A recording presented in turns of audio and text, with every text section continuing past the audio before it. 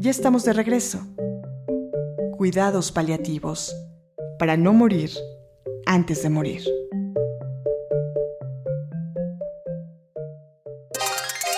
Sentir pánico, desesperanza, incredulidad, desamparo y aturdimiento es común en las personas que padecen una enfermedad en etapa terminal.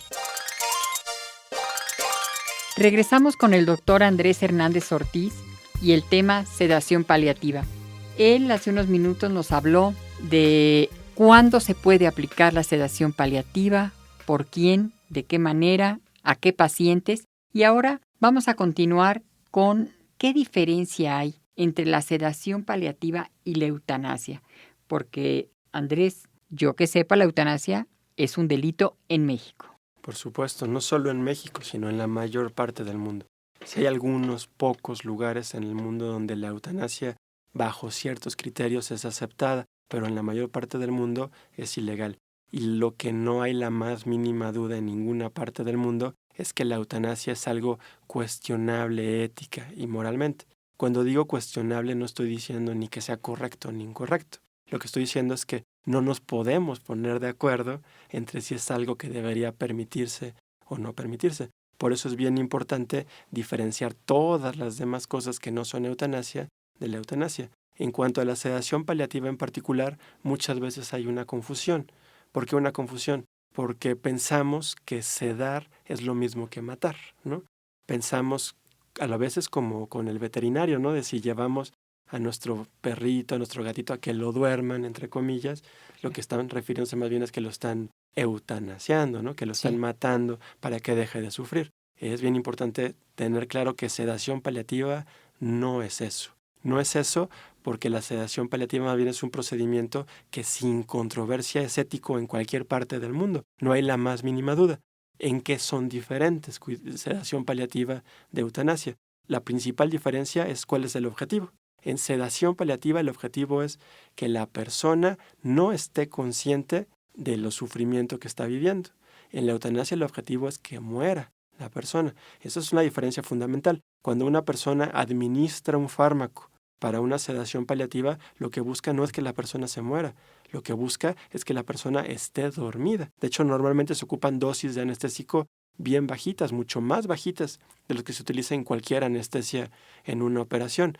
Estas dosis no aceleran la muerte ni causan la muerte.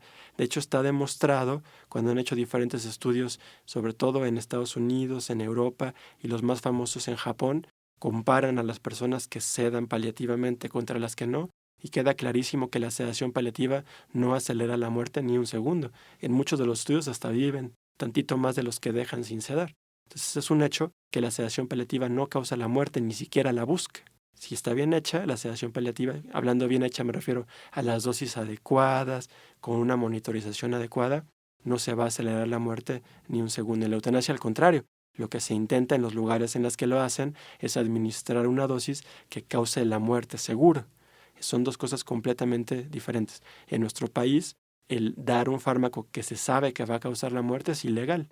En cambio, dar un fármaco que se sabe que no causa la muerte, sino que lo único que está haciendo es disminuir el estado de conciencia para que la persona no lo perciba, es algo completamente diferente desde el punto de vista ético y legal. Ok, creo que en esto nos queda claro. El objetivo de la sedación paliativa es tener al paciente pues inconsciente de su dolor, de sufrimiento, cuando ya se ha luchado muchísimo por tratar de controlar este síntoma y no se ha logrado. Entonces, tú ya no puedes permitir a un paciente que esté sufriendo de esa manera. Entonces, entra la sedación paliativa. Y por otro lado, la eutanasia tiene otro fin. Claro. Te pongo un fármaco para que dejes de vivir.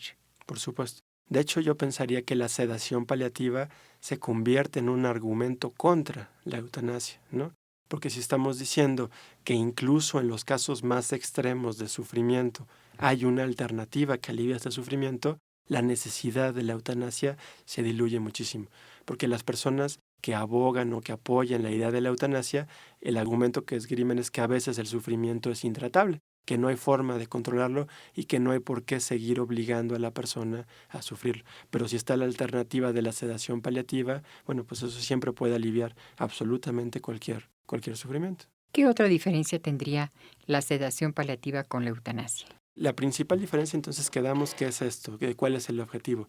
La segunda diferencia, medio lo mencioné hace ratito, tiene que ver con el método. En la eutanasia se administra un fármaco de golpe que se asegure que cause la muerte indolora, obviamente, en el periodo más breve posible. En cambio, en la sedación paliativa, la administración de fármacos siempre es muy cuidadosa, monitorizando y titulando lentamente. Se empieza casi siempre con una dosis bajita, se ve cuál es el resultado, si no es suficiente se va subiendo la dosis poco a poco y se maneja siempre la menor dosis que logre el objetivo de aliviar el sufrimiento al paciente. Entonces aquí otra diferencia importante es cuál es el método, ¿no? Uno se hace con mucho cuidado, como se haría con cualquier paciente en cualquier quirófano, en cualquier operación, asegurándonos de que el fármaco no vaya a llevar una sobredosificación. En la eutanasia todo lo contrario. La tercera diferencia, obviamente, es lo que sucede. En la eutanasia, en el 100% de los casos, lo que sucede es la muerte. En cambio, lo que sucede en la sedación paliativa es solamente el alivio de los síntomas. ¿Va a llegar la muerte en breve? Sí, pero no por la sedación, sino por la evolución natural de la enfermedad. No por la sedación. No por la sedación, eso es un hecho. Cuando la sedación se administra de forma cuidadosa, bien monitorizada y titulada, esta anestesia, esta sedación no causa la muerte. Lo que causa la muerte en el paciente que se está sedando es la evolución de la enfermedad. Hay que recordar que estamos en el contexto de una enfermedad avanzada, incurable, que inevitablemente va a causar la muerte.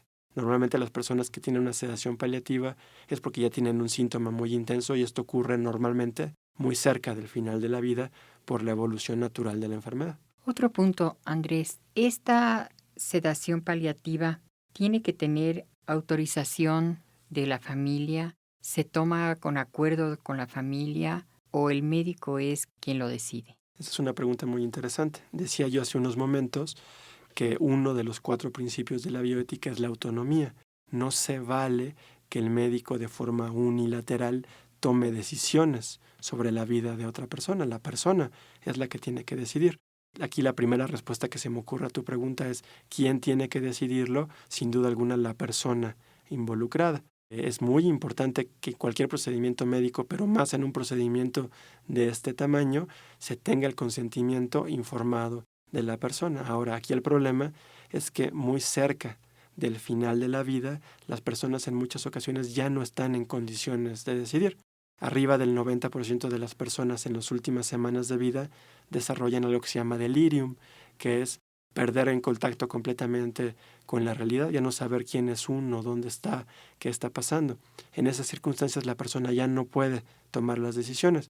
La mejor forma entonces es que el paciente decida, pero cuando no puede, la siguiente mejor forma es saber si esta persona dio directrices anticipadas. Aquí estoy hablando de que se le haya preguntado antes a la persona cuál era su voluntad. Aquí en el Distrito Federal, por ejemplo, se habla de estos documentos de voluntad anticipada, que es básicamente preguntarle a la persona cuando todavía está en condiciones de decidir qué es lo que va a querer que se haga en diferentes circunstancias cerca del final de la vida. A veces las personas llegan a este punto, ya no pueden decidir, no dejaron directrices anticipadas. La tercera opción es que su cuidador primario, la persona que se encarga de él, tome una decisión o haga un consentimiento de delegado, ¿no? Solamente en el caso de que no haya absolutamente ninguna persona que pueda tomar esta decisión, pues puede quedar en manos del médico, pero eso es sin duda alguna una minoría muy pequeña, ¿no? Tu experiencia en este aspecto de la sedación paliativa, ¿nos podrías expresar o contar algunas reacciones o qué pasa con la familia cuando se tiene que llegar a esta decisión? Bueno, en mi experiencia, cuando la sedación paliativa se efectúa de la forma adecuada y se plantea de una forma adecuada, la mayor parte de las veces la reacción de la familia es de agradecimiento, porque estamos hablando del contexto de una persona que está sufriendo intensamente. Me gustaría que se imaginaran una persona con un dolor muy intenso que no se alivia ni con los fármacos más potentes. Una persona que está sumamente agitada y no se controla esa agitación. Una persona que siente que le falta el aire, que se está ahogando. En ese contexto, cuando se logra controlar el síntoma, en este caso, a través de la única alternativa que resta, que es la sedación, la familia normalmente reacciona con bastante agradecimiento y tranquilidad. Finalmente, el síntoma se controló. Pero conste que empecé diciendo que cuando se hace de forma adecuada, ¿no? Cuando no se hace de forma adecuada, cuando por ejemplo se inicia la sedación paliativa y nunca se le explicó a la familia que esto no es eutanasia, que no está causando la muerte, a veces pueden quedar sentimientos de culpa, remordimiento, que no deberían de tener lugar ahí, pero que nacen de la falta de información o de la ignorancia. Cuando la sedación se hace sin el consentimiento del paciente o de su familia, obviamente puede llevar a enojos, a dudas, a muchos problemas. Pero cuando se hace de la forma adecuada, normalmente la sensación es de mucha satisfacción de que se hizo lo correcto. Entonces aquí tú nos estás diciendo que lo primero es el bienestar del paciente que tiene una enfermedad terminal. Si la enfermedad ha avanzado, si los síntomas no se pueden controlar, viene la sedación paliativa. Pero como siempre hemos dicho, y tú nos lo has marcado en varias ocasiones en esta plática, la información, la comunicación entre el médico, el paciente y la familia. Es decir, ¿qué va a pasar con este paciente que está en un grito de dolor, como vulgarmente decimos, día y noche? Es decir, no está 5 minutos y 1 hora, no. Estamos hablando todo el tiempo. ¿Qué vamos a hacer con ese paciente? Es indigno, es injusto que esté viviendo en esa situación. Innecesario. Innecesario. Entonces el médico habla con la familia y les ofrece esta posibilidad y les explica lo que tú ahorita nos acabas de decir de una manera tan sencilla: objetivo, método y posibilidades. Claro, la comunicación, una buena comunicación evita que se tengan malas concepciones, errores y por lo tanto complicaciones, ¿no? Andrés, agradezco muchísimo tu presencia. Me gustaría que nos dieras tu correo por si alguien te quiere escribir y hacerte más preguntas, porque este tema pues es un tema controversial, un tema que nos despierta miedos, y para que te consulten. Claro, es un tema que puede llevar a muchísimas dudas. Mi correo electrónico es andres@heortiz.net. Muchas gracias, Andrés, de haber estado con nosotros en este programa de la serie Cuidados Paliativos. Para mayores informes, comunícate al Centro de Cuidados Paliativos de México, IAP. Teléfonos 5235-0507, 5235-0508 y 5579-2827. Correo electrónico info@cuidadospaliativos.org.mx. Página web www.cuidadospaliativos.org.mx.